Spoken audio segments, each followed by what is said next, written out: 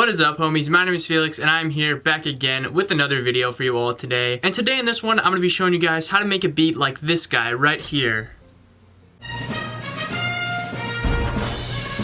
So honestly, I kind of pride myself on being a pretty versatile producer. Like, I can pretty much make any genre that you throw at me, as you guys have seen from all the different genre tutorials I've made. But today I'm going to be showing you guys the type of stuff that I make when I'm not really thinking of like making anything in particular. Like whatever just comes out of my brain, my natural music that's inside of my head, I guess. That's what I'm going to be teaching you guys how to make today. And also I'm kind of, going to be goofing on myself a little bit here and there. But yeah, so make sure you guys check out my Instagram and my SoundCloud down in the description below, along with the playlist of songs I produce, my beat storm, my Discord, all that stuff. Go check it out if you'd like to do so, and now we can get into this video.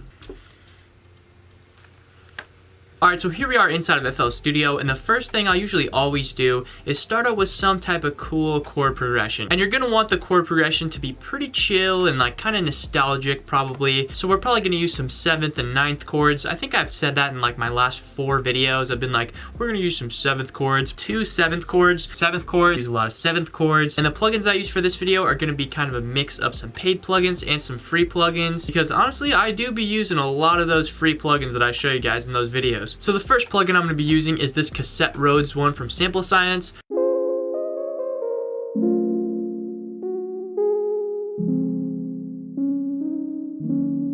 It's fire. And honestly, the tempo doesn't really matter, but I've just got it at 92. It's more about the style than the tempo anyways. So I'm going to whip up a nice little chord progression here, and then I'll get back to you guys.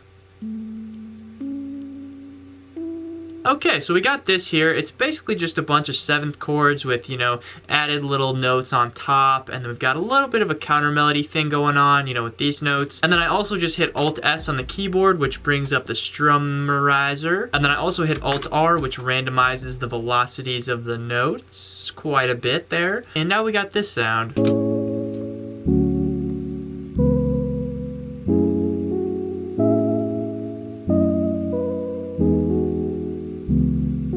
So this is a pretty simple chord progression, to be honest. It's just, all evenly spaced chords. But this thing is already moving and grooving, and I can hear a bunch of other melodies in my head. Alright, so now obviously what we gotta do is put some sort of funky bass line in here. For that, I'm probably gonna use Analog Lab, because I like using Analog Lab. A lot of times when I make beats like this in my style, I like to take a lot of inspiration from like analog synth type sounds and like old drum machines, and keep it very vintage and old school, but with, kind of a new school touch in there. Basically, that just means that I'm gonna use Analog Lab 47 times and then put some trap drums over it. Just kidding, but also kind of not really kidding.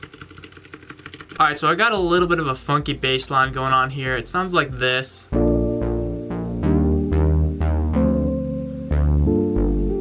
I'll probably change it around a little bit later, maybe change the preset sound and transpose it a little bit or something like that. But for now, this is fine just for a good basis. So now what I want to do is kind of add some layers to these chords, just to make them sound a little bit different and give it some character. So I'm just going to copy this over to this preset that I have here, and it's going to sound like this. I think I want to pitch it down.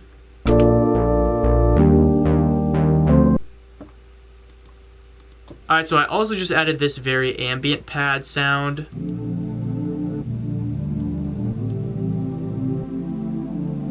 Which is really nice actually, and I can probably make a whole different beat just off of that right there, but we're not going to do that here in this video. But if I was working normally, I'd probably start a whole new project and start working on something else, and then, completely forget about what I'm already doing right here. Alright, so now what you want to do is start working on the drums before you actually finish the whole melody. So I'm just going to go through and pick a bunch of drums, like a bunch of, old vintage drum sound drums, mixed with some, pretty clean kind of trap sounds, and also maybe like some lo-fi type sounds. Just basically pick a bunch of stuff and then only use a few of the sounds.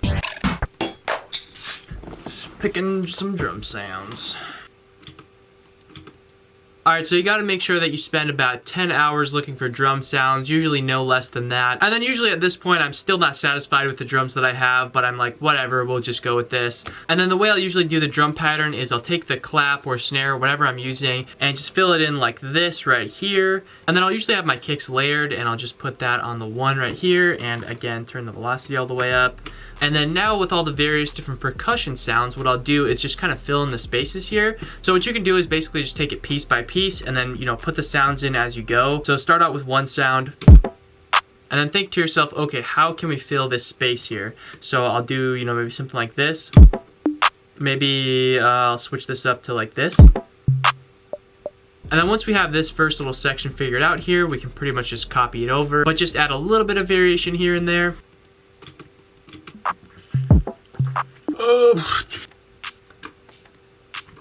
Alright, so after you've already added in 1,000 other percussion sounds, you want to add in some hi-hats now that sound like this maybe. Just some basic lo-fi, realistic sounding hats, and then what you want to do with them is basically go like this, where you lower the velocity of every other hat sound, which gives it a very moving and grooving type feel. And then I also added this in here, which is just to fill each 4 steps hi-hat. That's also pitched down. And I made this have a lot of shift on it, so it's, you know, instead of being right on the lines, it's kind of like that. With all the drums, it's going to sound like this.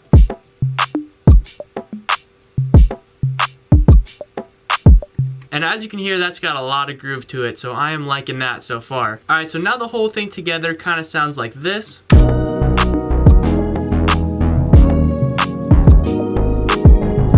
So I think it sounds pretty good so far, but if we want to make it a real Feezo type beat, what we got to do is add a bunch of unnecessary sounds that just sound cool, but we don't really need them in there. You know, like little lead sounds here and there, other little counter melody sounds, maybe add a few more layers, just have a bunch of different stuff that we can take out here and there, put back in here and there.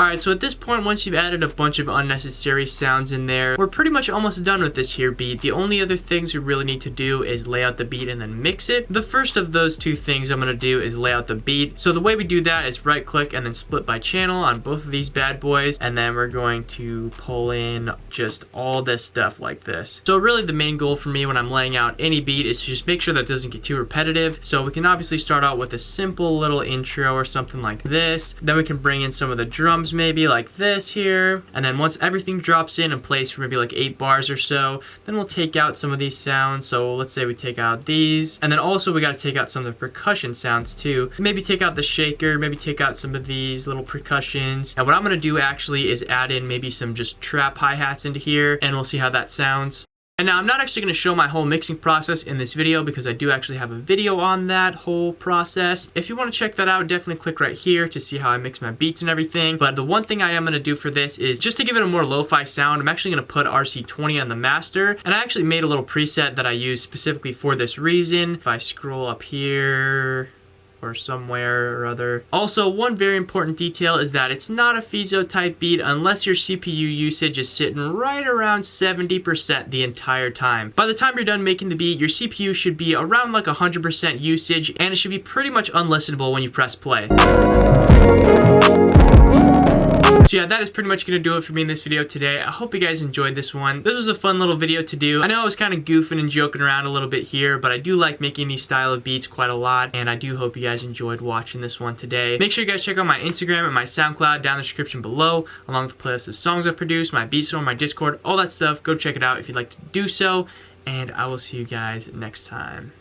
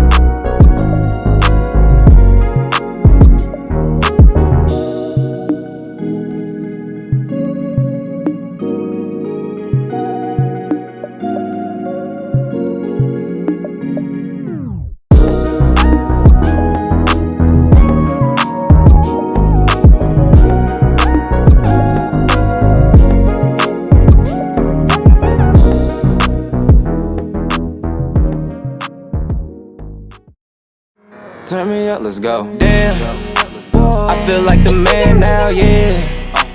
I cannot turn bands down, yeah.